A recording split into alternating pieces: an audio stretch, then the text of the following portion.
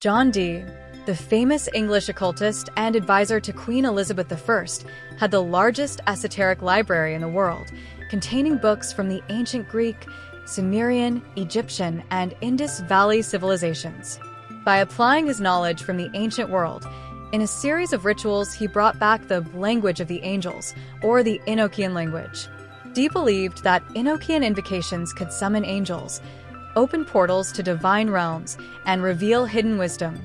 This language included an alphabet, vocabulary, and grammar. It was said to be the language of angels or the original language spoken by humanity before the Fall of Babel. Dee was well-read in ancient knowledge, and it is not a coincidence that he was chosen as a main advisor to the Queen of England. The British royal family has maintained their connections to the ancient world and esoteric knowledge. That is why they are building royal pyramids, or as they prefer to call them, Cairns, in Scotland, as well as many obelisk monuments symbolizing the raising of the soul to the divine. It is not a coincidence that during the last platinum jubilee of Queen Elizabeth II, a white orb was observed on a broadcast emitted worldwide.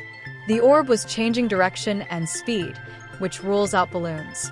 I watched the entire 10-hour footage from the event, and I didn't see even a single helium balloon. Besides, they should be banned at an event where hundreds of planes fly low above the crowd. The royal family understands the symbolism of the orb and its connection to the soul's ascension through the divine, fulfilling DNA evolution, or unlocking the dark 95% of DNA to reach the divine. The orb represents the Tibetan rainbow body, the Egyptian immortal art, the raising of the Kundalini, the Jewish Merkaba, enlightenment, etc.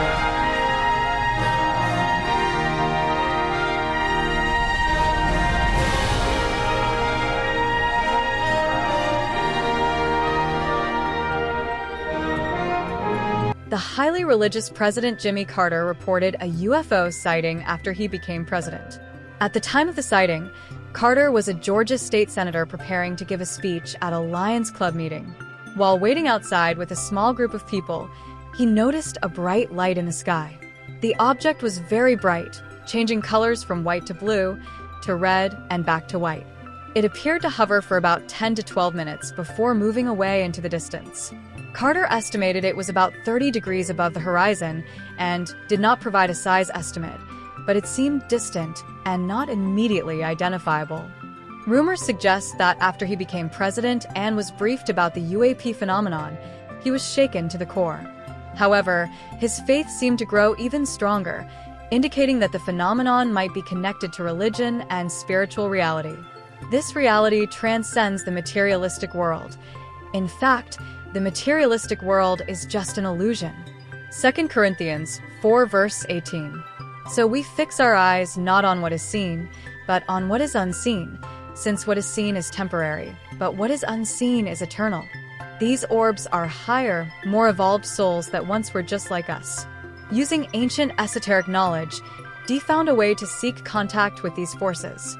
In fact, 400 years later, Jack Parsons, a pioneering rocket scientist and co-founder of the Jet Propulsion Laboratory, JPL, conducted rituals, including the infamous Babylon working, which were intended to manifest a divine feminine entity known as Babylon.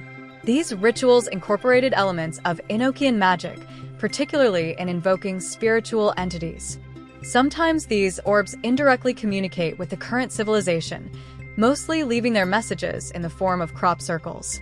Occasionally, they might seek more direct communication.